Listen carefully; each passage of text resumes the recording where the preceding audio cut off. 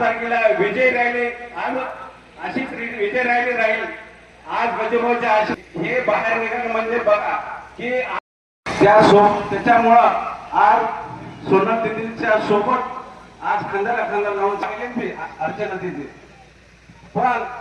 पण गजभाऊ सारखा माणूस इथून हल्ला नाही. धनशक्ती वर्षे जनशक्ती. मतदान रूपी तुम्ही मला आशीर्वाद द्या आणि त्या संधीचं मी सोनं केल्याशिवाय राहणार नाही हाही तुम्हाला मी ते शब्द देते. आपले आदरणीय आमदार साहेब म्हणतात की कोणावरही काही टीका करायची भाषणामध्ये कोणावरही टीका करायची नाही. पण मला इथे थोडंसं बोलायचंय. मला टीका करायची नाही पण ज्या टीका लोकांनी आमच्यावर केल्या त्याचं उत्तर मात्र आम्हाला इथे नक्कीच द्यावं लागणार. पहिली टीका अशी होती की आमच्या अर्चनाताईंवर अन्याय झाला.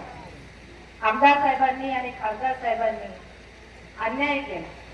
सगळ्यांना माहितीच असेल, चर्चा झालेली कानावर आलीच असेल.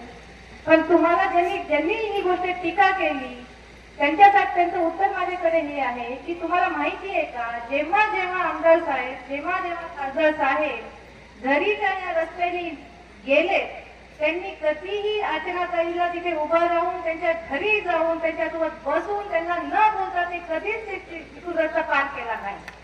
या गोष्टीची कल्पना आहे का तुम्हाला? जेव्हा तुम्हाला काहीच माहिती नसते तर तुम्ही आरोप पण तसे करू नका.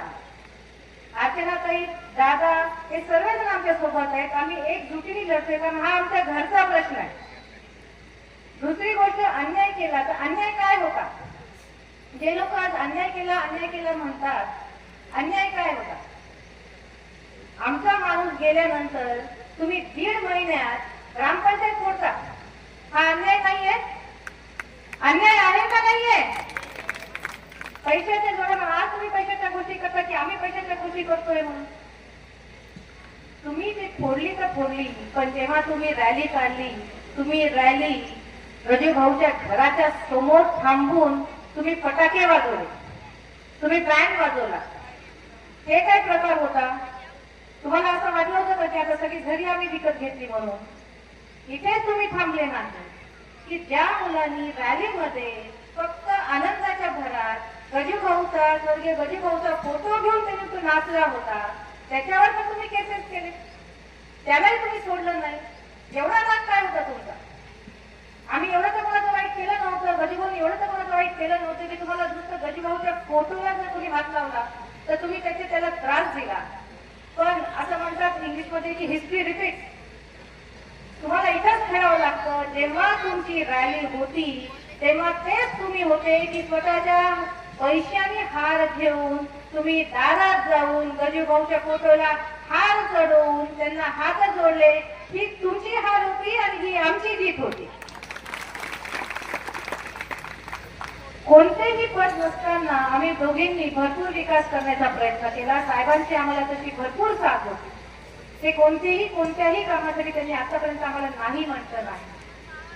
पण तरी ते लोक म्हणतात की सगळे पद तर तुमच्याच घरात आहेत.